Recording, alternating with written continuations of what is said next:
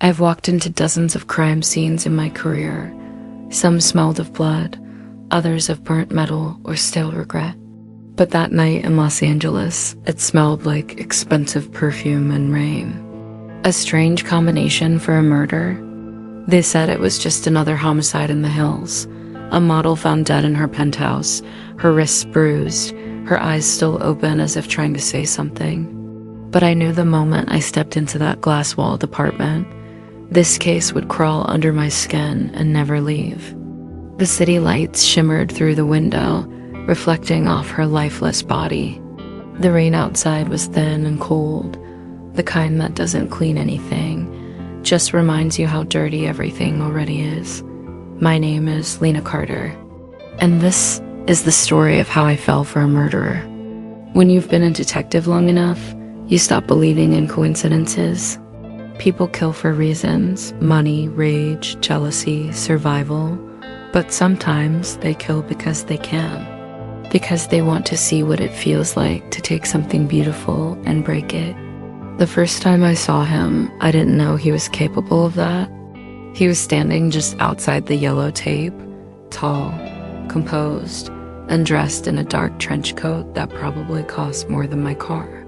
His hair was damp from the rain, his jaw tense, but his eyes, they were the kind of eyes that carried guilt and charm in equal measure.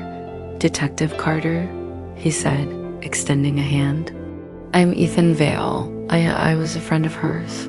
His voice cracked slightly, not enough to seem rehearsed, but just enough to sound human. I should have noticed the way he looked at the body, not in grief, but with something sharper. But when you're tired, lonely, and used to monsters hiding behind smiles, sometimes you mistake danger for depth. I remember nodding. "We'll need a statement, Mr. Vale," he sighed. "Of course. I'll do whatever I can to help." And that was the beginning. Back at the precinct, the chief's voice cut through the buzz of printers and tired detectives. "Carter, don't get lost in this one," he warned. "The victim was high profile. Media's already sniffing around. I want clean work, no emotional attachments." I smiled dryly. "Since when have I ever been emotional, sir?" He gave me a look that said always. But the truth is, I already felt something. Not for the victim, for him. It started small, curiosity maybe. The kind that sneaks into your thoughts when you're driving home at 2 a.m., or when you catch your reflection in the rearview mirror and realize you're not as unbreakable as you pretend to be. Over the next few days, Ethan's name came up everywhere, in the victim's emails, her call logs, even her last calendar entry. Dinner with a Vale, 7:30 p.m. When I called him back for follow-up questions, he seemed reluctant but cooperative. "Detective, I've already told you everything," he said softly. "We argued that night, but I left before she..." He couldn't finish. "Argued about what?" I asked. He hesitated. "She wanted to go public. About us." I raised an eyebrow. "About you two?" He exhaled, running a hand through his hair. "Yes, I'm married." That should have been the first red flag. Married men with secrets tend to bleed trouble. But he said it with such shame, such vulnerability, that for a second, I almost felt sorry for him. Almost. The following week was chaos, media pressure, leaks, and a string of suspects who didn't fit. Ethan's alibi checked out barely. Security footage showed him leaving her building at 8:12 p.m., 15 minutes before her estimated time of death. Still, something didn't sit right. I found myself replaying his words in my head, analyzing his tone, his pauses. Not as a detective, but as a woman trying to understand why he felt so conflicted. One night, after a long shift, I caught myself standing outside his office building. I told myself it was work-related, maybe I'd find something. But really, I just wanted to see him again. Through the glass, I saw him in a meeting, talking to someone, his voice calm, his gestures confident. He looked nothing like a man under investigation, more like a man used to control. When he spotted me through the window, his expression flickered. Surprise, then warmth. He excused himself and came out. "Detective Carter," he said, smiling faintly. "If you're here to arrest me, at least let me grab my coat first." I smirked. Maybe I just wanted to ask more questions. Or maybe, he said, his tone dropping slightly, you just wanted to see me. That line, so bold, so unafraid, should have infuriated me. Instead, it made my pulse quicken. We talked for almost an hour outside his building about the case, about life, about how the city always feels lonelier when it rains. He told me he used to be an architect, that he designed buildings to last forever, even though people rarely do. "Do you believe in forever, detective?" he asked. I looked at him, his face half lit by the street lamp, rain glistening on his collar. "No," I said quietly, "but I believe in moments that feel like it." That was the first time he touched my hand. Just a brush, fleeting, careful, but it was enough to make my guard slip just a little. Back at home, I sat in the dark with a glass of whiskey and the city humming outside my window. I told myself I was still in control, that I could separate the case from whatever this was. But deep down, I knew I was already losing objectivity. Every detective has a breaking point. For me, it wasn't the blood, the crime scenes, or the lies. It was a man with a haunted smile and eyes that made me forget I was supposed to be hunting him. Then, on the 10th day, everything shifted. Forensics came back, a partial fingerprint on the victim's bracelet, not a match to anyone in our database. But when I looked closely, something about the curvature of the print seemed familiar. I'd seen that shape before, recently. That night, I couldn't sleep. My mind kept replaying the way Ethan's hand had brushed mine, the curve of his thumb, the faint scar near his knuckle. I grabbed my laptop and opened the evidence file again. The fingerprint was smudged, incomplete, but enough to see that same scar line. It couldn't be. I sat there for hours, heart pounding, staring at the screen as if the pixels themselves were whispering, "You already know." When I saw Ethan again, he smiled the same disarming smile. But this time, I wasn't sure whether I was looking at a man I cared for, or a killer who had fooled me perfectly. I didn't sleep that night. The glow from the laptop had burned itself into my eyelids. Even when I shut them, I saw the partial fingerprint like a ghost image. By morning, the doubt had turned into a quiet ache. Detectives aren't supposed to feel for their suspects. We're supposed to separate truth from attachment, logic from sympathy. But Ethan Vale had a way of bending those lines until you forgot which side you were standing on. At sunrise, Los Angeles looked washed out. Gray streets slick with rain, billboards flickering half-lit smiles. I drove to the precinct early, before the coffee machines had finished coughing out the first pot. Chief Rodriguez was already there, reading the overnight reports. "Carter," he said without looking up, "you're still in the Vale case?" "Still," I answered. He finally met my eyes. "You look like hell." "I'm fine." "Good. Then stay that way. The press wants updates. They're calling it the model murder." He tossed me a folder. "Keep it clean. Don't get tunnel vision." Too late, I thought. Back at my desk, I called forensics. "Run that partial again," I said. "Compare it with all voluntary witness prints, especially Vale's." The technician hesitated. "We already cleared him. Humor me." Hours later, the result came through. Not a match, but not a clean exclusion either. The report used words that investigators hate. Inconclusive, possible overlap, insufficient data. I stared at the printouts. Every uncertain line felt like it was mocking me. Ethan was close enough to suspicion to worry me, but not enough for a warrant. That evening, I found myself walking past the same cafe near his office. Through the window, he was there, sitting alone, stirring a cup of coffee he hadn't touched. I should have kept walking. Instead, I stepped inside. He looked up, surprised but smiling. "Detective Carter." "Twice in 1 week? Should I be worried?" "Depends," I said, sliding into the seat across from him. "Do innocent men usually worry?" He laughed quietly. Only when detectives with unreadable eyes show up at dinner time. I tried to smile back, but my throat tightened. Something in his composure unnerved me, calm, measured, like a man who'd already rehearsed every emotion. We talked about nothing that mattered: work, traffic, music. Then he said softly, "You don't strike me as someone who believes in second chances. Depends on what the first one costs." His expression faltered just enough for a shadow to pass through it.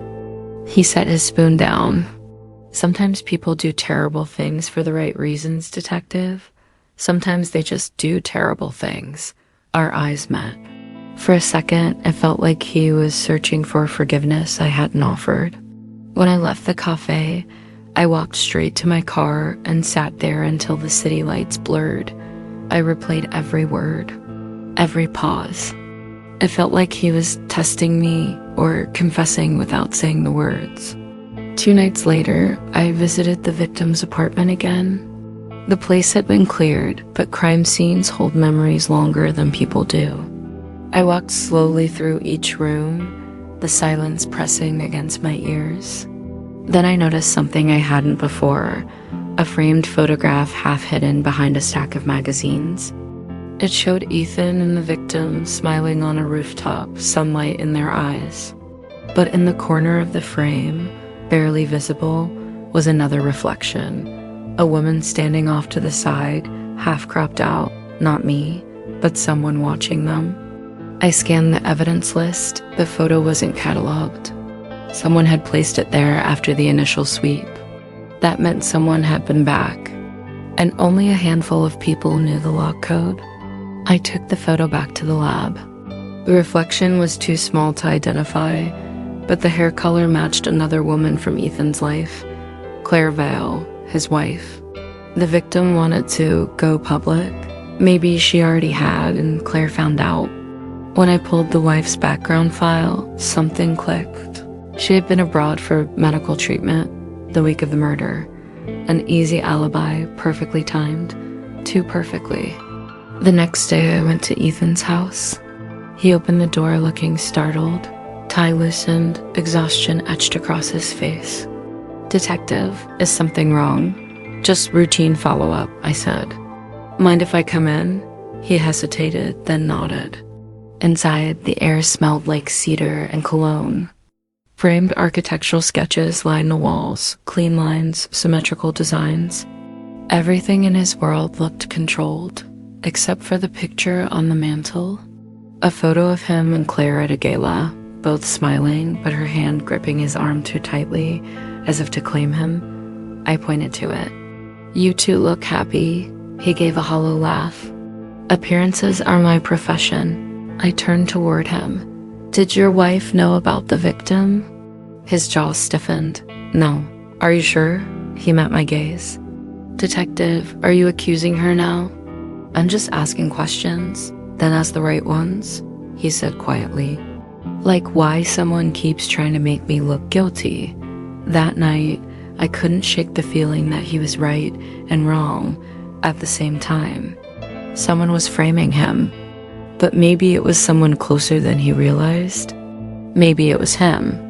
I opened my apartment window and let the city's noise spill in. For a moment, I wondered what would happen if I simply believed him. If I let go of the evidence and the fingerprints and the logic and just saw him as a man trying to survive something terrible. But then I remembered the photograph and the way his eyes had flickered when I mentioned his wife. He wasn't afraid of being accused. He was afraid of what I might find next. The following morning, my phone buzzed. A text from an unknown number. "Stop digging, detective. You don't know what you're in." No signature. No trace. But my gut told me it wasn't a threat. It was a warning. Still, I couldn't stop. The deeper I went, the more I felt trapped between duty and something dangerously close to obsession. I couldn't stop replaying the message in my head. "Stop digging, detective.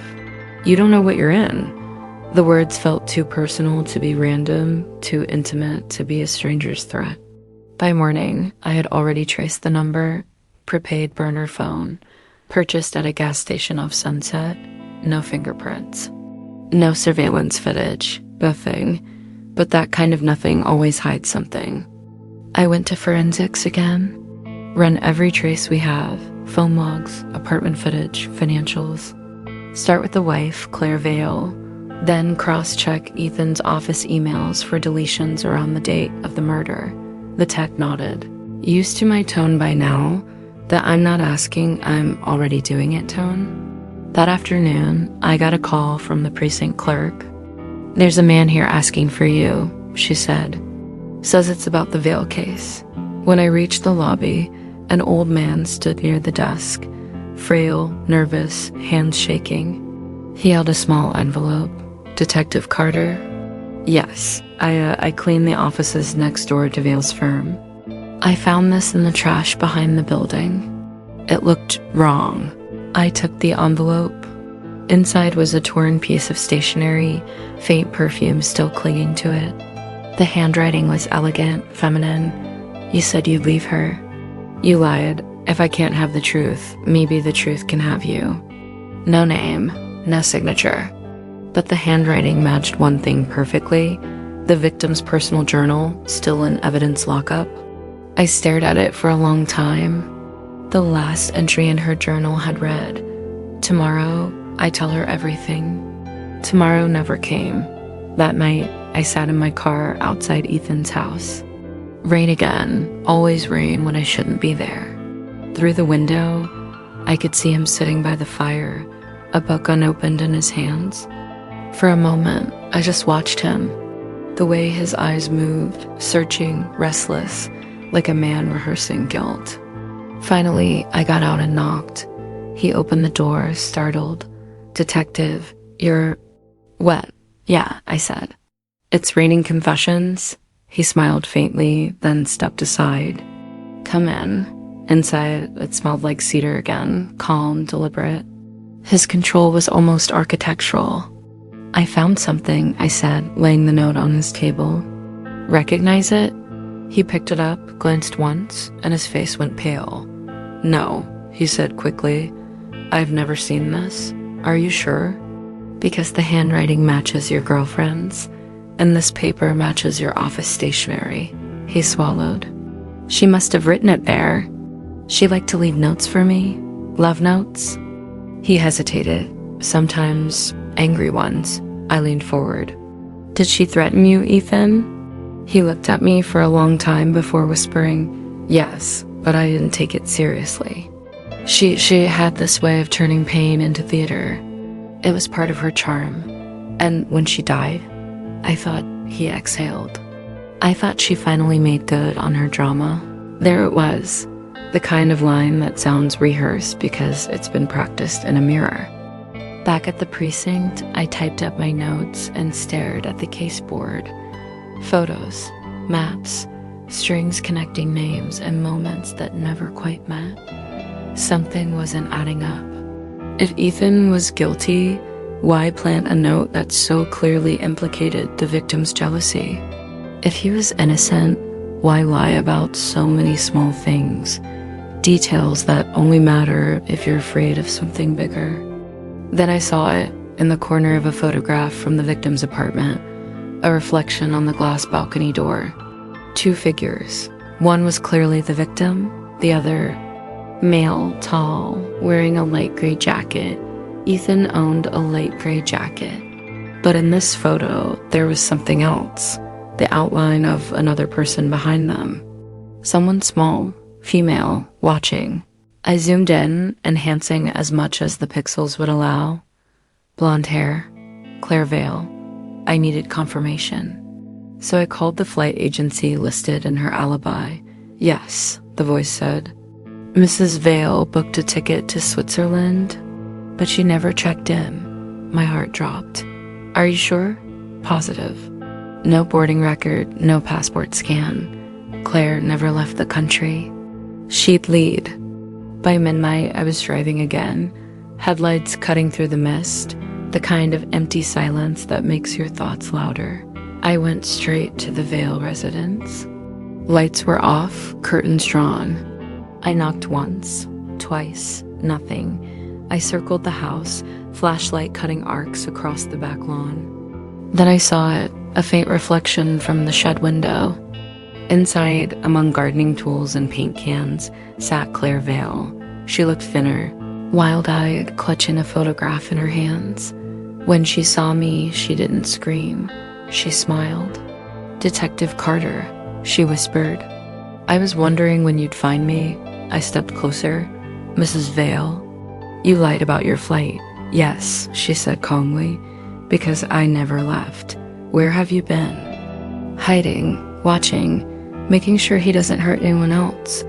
Her voice trembled, but her eyes burned cold. "Your husband?" I asked. She nodded. "He killed her, Detective. He killed her because she wanted to ruin us." I felt my pulse spike. "Do you have proof?" She laughed, a quiet, broken sound. "Proof? I have better than that." She held out the photograph. It showed the same balcony as before, but from a different angle. In this one, Ethan's hand was gripping the victim's arm, hard, her face frozen mid-plea. The timestamp, 11:43 p.m., the time of death, 11:50. My stomach twisted. "Why didn't you come forward?" I asked. "Because I wanted him to live with it," she said. "To look me in the eye every day, knowing I knew." Her expression darkened. "But now he's pretending to be the victim. And you're helping him?" Before I could respond, she stepped closer, almost whispering into my ear. "You think you're investigating him? But he's investigating you."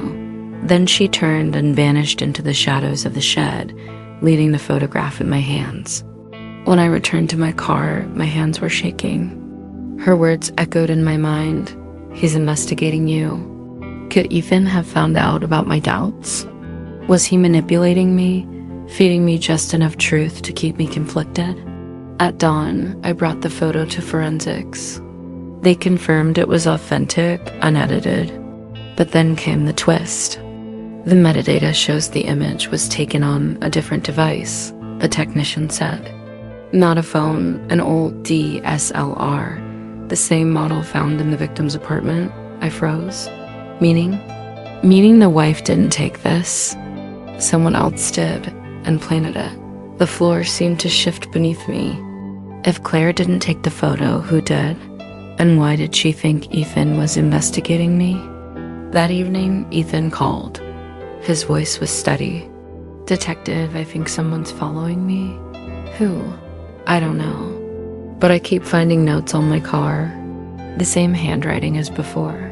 "You need to come in," I said. "Right now." He hesitated. "Are you saying I'm in danger?" "I'm saying we both are." By the time he arrived, the precinct was quiet. He looked different, exhausted, frayed, eyes haunted. I handed him the photo. He stared at it for a long time, silent. Then he whispered, "I didn't do this." "Then who did?" He looked up at me, something raw in his eyes. "You're not going to believe me. Try me." He took a breath. "She's alive." I blinked. "Who?" "The victim," he said. "She's alive, Detective. And she's the one doing this." For a moment, all I could do was stare. Because deep down, part of me wanted to believe him. And that was the most dangerous thing of all. For a moment, I couldn't breathe. I stared at Ethan, my mind refusing to process the words that had just left his mouth. "She's alive," he said again, quieter this time, like he was afraid the walls might hear him. "That's impossible," I said. "I've seen the photos, the autopsy report." He shook his head slowly. "Then who sent those notes? Who took the photo?" I hated that I didn't have an answer. The clock on the wall ticked once, twice, like a heartbeat too loud for the silence between us. "Ethan," I said carefully, "you realize what you're suggesting? That your wife faked her own death?" He leaned forward, eyes tired but steady. "Not just faked, staged. And she did it for one reason, to destroy me." His voice cracked on the last word, and for a fleeting moment, he didn't look like a suspect. He looked like a man genuinely haunted. I wanted to believe him. But I've seen grief twist itself into delusion before, Seen guilt so deep it grows its own ghost. I need proof, I said. He nodded. I can show you. Show me what? Her voice? I frowned. What are you talking about? He pulled out his phone, scrolled, and played an audio clip. A woman's voice, faint, shaky, but chillingly familiar, whispered through the static. Ethan, you thought I wouldn't find out? Then the sound of laughter, soft, cruel. It was her. Claire Vale, the same tone I'd heard on her voicemail recordings and evidence. Where did you get this? I asked. It came from an unknown number, he said. Same day I got the first note, I took the phone from him, checking the file. No metadata, no location data. Whoever sent it knew exactly how to hide their trail. That night, I sat at my desk, replaying the clip over and over, her voice, her laugh. Each repetition felt like a message meant only for me. You thought I wouldn't find out. Find out what? Was she mocking him, warning him, or was she trying to reach me? I didn't realize I was shaking until my coffee spilled across the desk.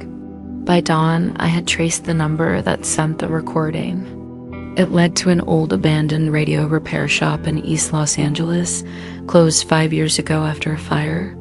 The kind of place people forget, but ghosts remember. I didn't wait for backup. When I arrived, the air smelled like rust and rain. The sign still flickered faintly. Vale Audio Services. My pulse stopped. Her maiden name, Vale. The door was half open. I stepped inside, gun drawn, flashlight cutting through the darkness. Dust, broken glass, old shelves, and in the middle of the room, a table with a recorder. I pressed play. Detective Carter, a woman's voice said. You're too close. You shouldn't trust him. It wasn't the same recording. This one was new.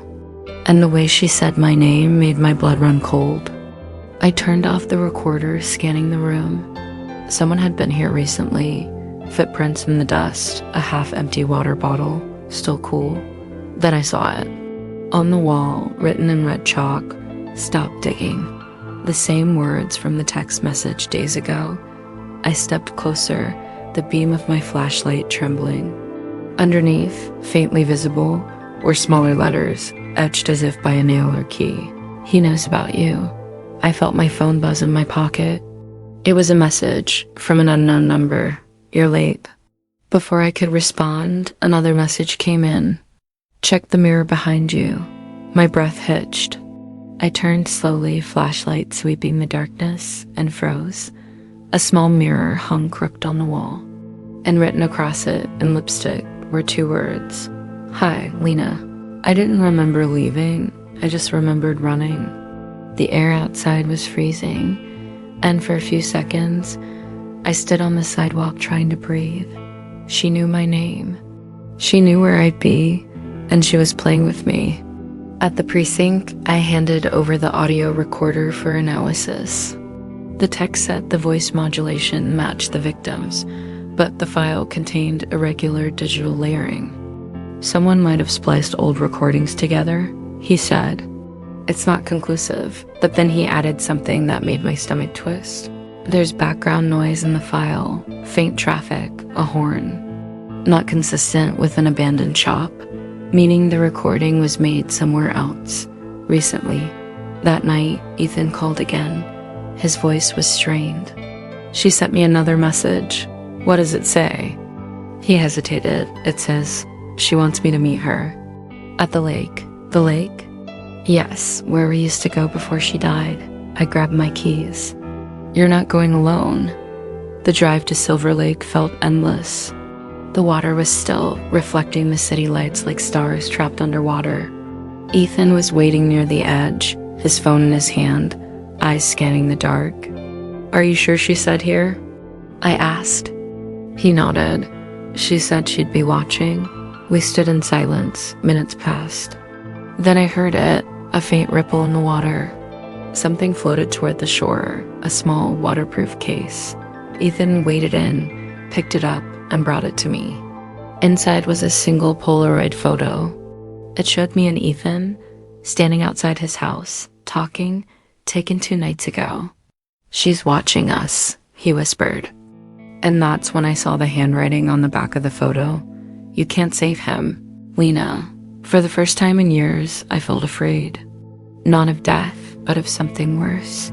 Being manipulated by someone smarter than me. When I looked at Ethan, I didn't see a murderer anymore. I saw a man trapped in the same nightmare I was. But a small voice in my head whispered the truth I didn't want to hear. He could still be the one controlling it all. Later that night, I couldn't sleep. I poured myself a drink and sat by the window, the city's glow flickering against my glass. If she really was alive, where had she been hiding? If she wasn't, who was doing this? And how did they know every detail of our movements? I checked the Polaroid again and noticed something I'd missed before. In the reflection of the window behind us, there was a third figure, a woman, standing in the shadows. And just before the image cut off, I could see her mouth forming a single word. My name. Sleep was no longer something I reached for. It was something I ran from. Every time I closed my eyes, I heard her voice again, Claire's whisper through the static, that mocking tone wrapping itself around my thoughts. By morning, I was already back at my desk. The precinct buzzed faintly in the background phones, typewriters, murmurs, but it all blurred together into a single dull hum. I opened the digital evidence folder again and stared at the Polaroid we found by the lake. That third figure in the reflection haunted me. The outline, the tilt of the head, it wasn't random. Whoever she was, she wanted to be seen. I magnified the photo, pixel by pixel. Then something strange caught my eye, a faint glimmer near the woman's wrist. A badge, a police badge. I felt my heartbeat shift gears. Someone inside the department, someone with access to case files, surveillance, the ability to move unnoticed. I pulled up the internal system logs. My access code, timestamped, all clean. But when I filtered for veil case entries, I saw a name that didn't belong. Detective Marcus Vance, 3 unauthorized entries. Each during hours he was supposedly off duty. I knew Marcus charming, ambitious, the kind of detective who always looked like he belonged in a recruitment poster. But he was also Ethan's former classmate, a detail I'd forgotten until now. I went to find him. He was in the break room, coffee in hand, eyes sharp even when pretending to be relaxed. Working late? He asked. Could say the same for you. He smirked. Veil case again? You're obsessed. Funny, I said, watching his expression. So are you. He froze just enough to confirm my suspicion. I saw your name on the access logs, I added. Care to explain? He took a slow sip, then set his cup down. You should be careful where you look, Carter. This case eats people. Is that a threat? A warning. His tone was casual, but his eyes said something else entirely. You're getting close. When I got back to my car, a note was tucked under the wiper. Same perfume, same handwriting. He knows. He's one of them. I looked around the parking lot, every face suddenly suspicious. That night, I met Ethan again, this time at a diner off the highway. He looked worn, eyes shadowed by exhaustion and something deeper fear, maybe. I think someone inside your department's involved, he said before I could even sit down. Who told you that? I asked. He hesitated. I got another message. He slid his phone across the table.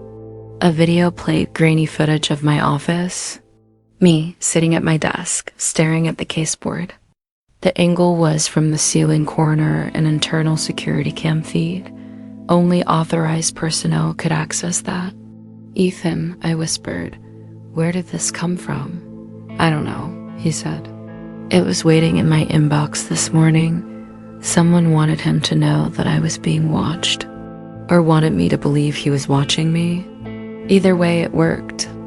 I went back to headquarters and checked the security system. The feed had been copied onto an external drive 3 nights ago using Marcus Vance's credentials. That was enough for a confrontation. I found him in the evidence room. Why were you watching me? I demanded. He turned, calm as ever. Because you're compromised, Carter. Excuse me? You've gotten too close to a suspect. You meet him off record, share updates, protect him from internal review. You don't know what you're talking about. He stepped closer. Oh, but I do. And internal affairs will too, soon enough. He brushed past me, leaving that sickening mix of cologne and arrogance behind. I wanted to shout, to fight back, but something about his confidence stopped me cold. Because maybe he was right, I had gotten too close. Hours later, I drove aimlessly through the rain-slicked streets, trying to think. That's when the call came. Unknown number. I answered. Silence. Then a woman's voice, soft, distorted. He's lying to you. They both are. Who is this? Check his apartment. You'll find what you need. The call cut out. I didn't wait. Within 30 minutes, I was outside Marcus Vance's building. Second floor, blinds drawn, one light still on. I picked the lock years of training, reduced to muscle memory, and slipped inside. What I found stopped me cold. A wall covered in photographs. Ethan, Claire, me. Every angle, every meeting. Dated, categorized. And in the center, a headline clipped from an old newspaper. Detective Lena Carter, survivor of the Langley incident, returns to duty. He'd been tracking me long before the Vale case. Footsteps echoed in the hallway. I barely had time to hide behind the door before Marcus entered, humming under his breath. He walked straight to the wall, looked at the photos, and whispered, "Almost time." Then he picked up his phone and dialed. "Yeah," he said. "She's taking the bait. Tomorrow, we finish it." I wanted to record it, but my phone was still on silent in my pocket, camera app open but useless. I had what I needed, the confirmation but not the context. Who was we? I waited until he left, then took one last photo of the evidence wall and slipped out. Back in my car, my hands were shaking. Ethan called again as I started the engine. "Lena, you need to leave your apartment now." "What? Why?" "Because she's there." "Who?" "The woman in the photo." The line went dead. I drove faster than I ever have in my life. When I reached my building, the door was already ajar. Inside, my living room light was flickering. On the table sat an old Polaroid camera. Next to it, a single undeveloped photo. I picked it up, waited for the image to appear. Slowly, the outlines formed. A woman, smiling, standing over my bed while I slept, and behind her, someone else. Marcus Vance. For the first time, I felt completely out of control. Whoever she wasn't a ghost. She was real, and she wasn't working alone. I grabbed my gun, locked the door, and whispered into the dark. "All right, Claire, if you're alive, I'm done running." But the city outside stayed silent, like it was holding its breath, waiting for the next move. By morning, I wasn't Detective Lena Carter anymore. Not really. I'd spent all night piecing together threads that didn't fit Marcus. Ethan, Claire, and me, 4 lives tangled in something that felt designed. I realized if I wanted answers, I couldn't chase them anymore. I had to make them come to me. And to do that, I needed to become the prey. I went to work like nothing had happened. Filed reports, smiled at the same faces. Pretended not to notice the whispers. Every detective has a reputation. Mine was relentless. That's what I wanted Marcus to see, that I was still predictable. But beneath that mask, I'd already set the first move. At lunch, I called Ethan. He sounded nervous, like he hadn't slept either. "Ethan," I said quietly, "I need your help. But you can't ask questions." He hesitated. "You're scaring me, Lena." "Good. That means it's working." A pause. "What do you need?" "Your old cabin, the one by the cliffs." "We're going there tonight." It was poetic in a twisted way. The same cliffs where the Vale case began.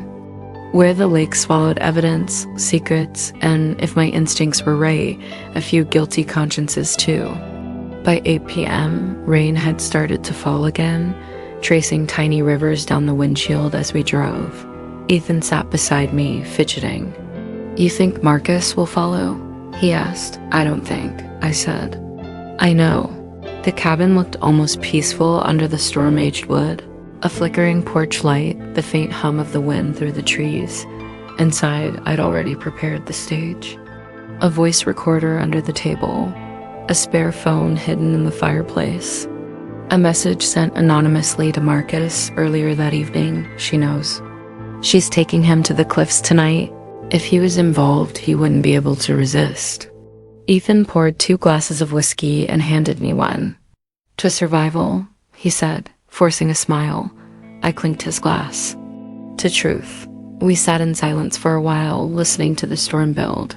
Then he said something that made my stomach twist. "I used to come here with Claire." I froze. "What?" He took a sip. "After she left Marcus." "I didn't mean for it to happen, Lena, but she was lost, and I wanted to help her." "Lost?" He nodded. "She said someone was watching her, that she couldn't tell who was real anymore." "Did she ever mention me?" He looked up, guilt flickering across his face. "Yeah, she said you'd eventually find out." Lightning flashed outside, throwing his reflection across the window. For a second, it looked like there were 3 of us in the room. Then came the sound gravel crunching under tires. Marcus. I motioned for Ethan to stay quiet. He grabbed his gun anyway. "If he's working with her, let me handle this," I whispered. I stepped outside. Rain drenched me instantly, cold and sharp. Marcus was halfway up the porch stairs, gun holstered, smile tight. "Funny seeing you here," he said. "Funny," I replied, as one word for it. He glanced past me into the cabin. "So this is where the game ends?" "That depends. Who started it?" He chuckled. "You think I'm the villain in your story, Lena?" "You're wrong. I've been cleaning up your mess." "My mess?" "Ethan Vale," he said.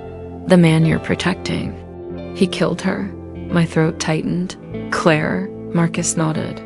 He snapped. She tried to leave him, and he couldn't handle it. I covered for him to protect the department, but now he's unraveling. "And if he talks?" He trailed off, realizing too late he'd said too much. I didn't need to fake my shock, it came naturally. But what Marcus didn't know was that my recorder had caught every word. Behind me, the cabin door creaked. Ethan stepped out, face pale. "You lying son of a..." "Don't," I warned, stepping between them. Marcus raised his gun. "Move, Carter." "No." Lightning split the sky again, and in that flash I saw her. A woman standing in the trees, half hidden by the storm. Same outline as the Polaroid. Same calm, haunting posture. Claire. Marcus saw her too, his face drained of color. "Impossible," he whispered. "She's dead." The woman didn't move, just stared at him. Then another flash and she was gone. Marcus turned wildly. "You saw that, right? Tell me you saw her." I said nothing, because I finally understood. Claire wasn't haunting me. She was hunting him. Marcus stumbled backward, panic overtaking him. He fired once into the dark, the sound echoing off the cliffs. "Marcus!" I shouted, "Stop!" But he didn't. He kept backing up until the ground vanished beneath him. A single scream and then nothing. Just rain and silence. Ethan dropped to his knees, shaking. "What the hell just happened?" I didn't answer. I walked to the edge, looking down at the abyss below.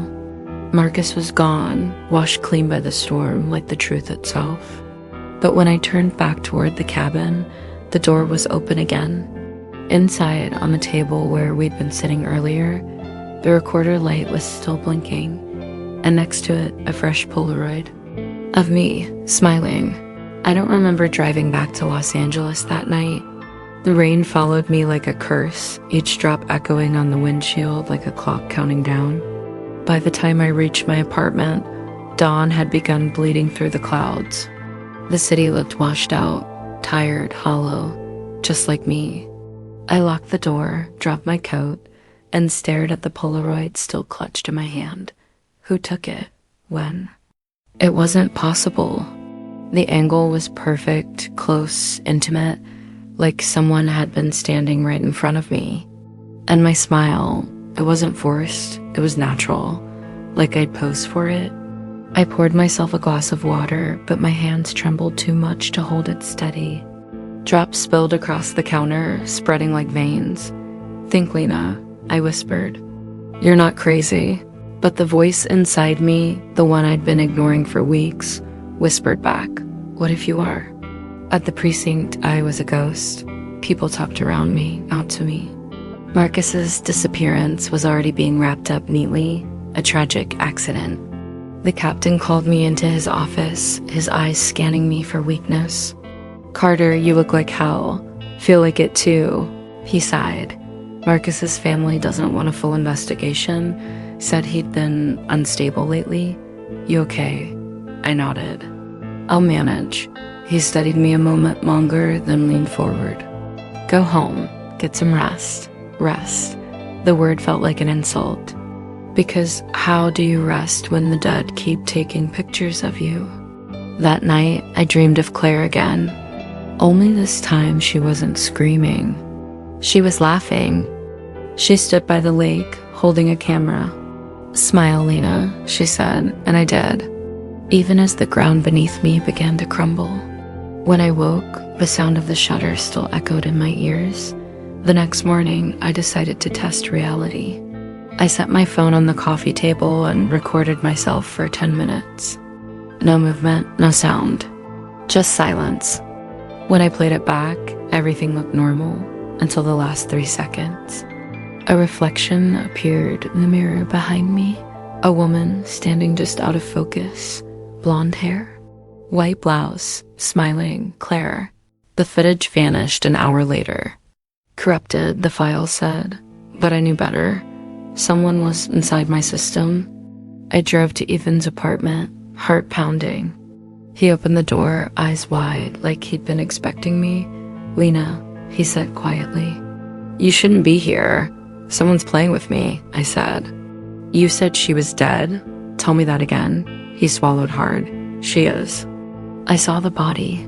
Then why is she still taking pictures of me? His expression twisted, guilt, fear, something else. "You don't understand? Then make me understand." He exhaled shakily, running a hand through his hair. Before she died, Claire had plans. She didn't trust anyone, not me, not Marcus, not you. She said if anything happened to her, she'd make sure the truth lived on somehow. Meaning?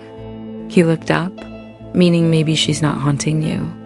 Maybe she's reminding you. I left before he could say more. His words replayed in my mind the whole drive home. Maybe she's reminding you? Reminding me of what? I walked into my apartment and froze.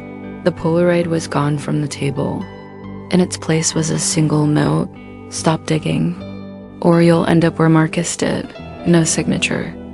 But the handwriting was familiar, mine. The next few days blurred together. Sleep came in fragments, reality in flashes. I started seeing her everywhere, on subway reflections, in glass doors, in dreams. Claire's face fading in and out of my own.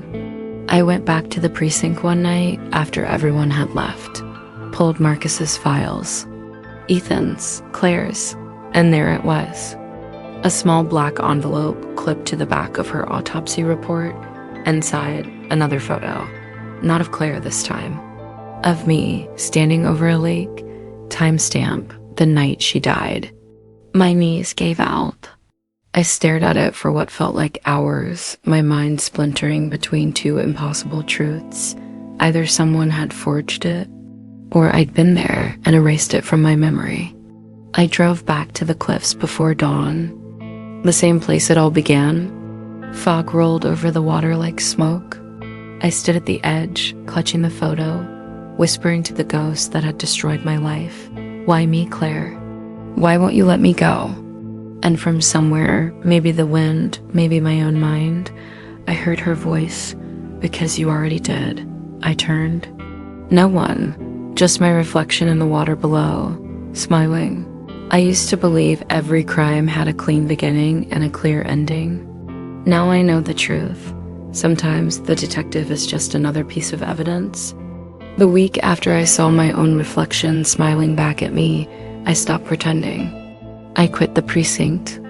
I packed what little I had left into a single box and drove north until the radio lost its signal. I told myself I needed distance. But distance doesn't fix memory, it only echoes it louder. At a diner off Highway 14, an old TV above the counter played the morning news. Marcus's case had been closed. Ethan Vale had gone missing, and a new detective, someone I'd never met, was quoted saying, "Detective Lena Carter left the force citing trauma and exhaustion." Trauma, exhaustion. Nice, neat words for a mind that no longer trusted its own story. That night, I opened my laptop and began to write a confession. Not for the department, not for a judge, for myself. Every name, every lie, every photo. Each time I ignored a feeling that should have saved me. Each time I chose loyalty over truth. I wrote until my fingers cramped, until the cursor blinked like a heartbeat. And then, without thinking, I pressed record on my phone. "My name is Lena Carter," I said quietly. "If anyone finds this, know that I didn't die by accident. Know that I followed the ghosts." I looked straight into the lens. Claire Vale, Marcus Hill, Ethan, they were never enemies. They were the mirror. I paused. Because for the first time, I finally remembered.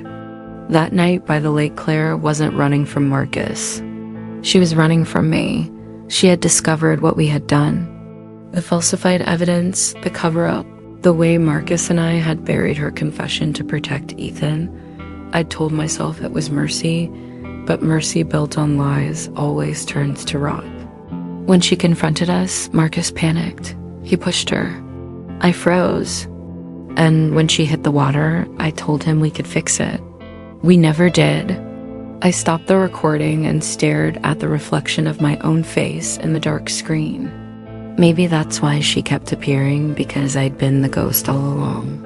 3 days later, I sent the file to an anonymous email address at the department with one line attached. "Truth doesn't drown." Then I drove back to Los Angeles. At the precinct, chaos had already begun. News outlets camped outside. Headlines screamed about corruption, betrayal, missing evidence. Someone had leaked my confession. I guess I shouldn't have been surprised. I walked straight through the lobby, unarmed, unafraid. Every eye followed me, but no one said a word. Inside the evidence room, I found what I came for. Claire's original camera. The one that started everything. It still worked. A single undeveloped photo remained inside. I pressed the shutter, flash. For a moment I couldn't see. Then the image slid out warm, trembling in my hand. When it developed, I saw 3 figures standing together by the lake.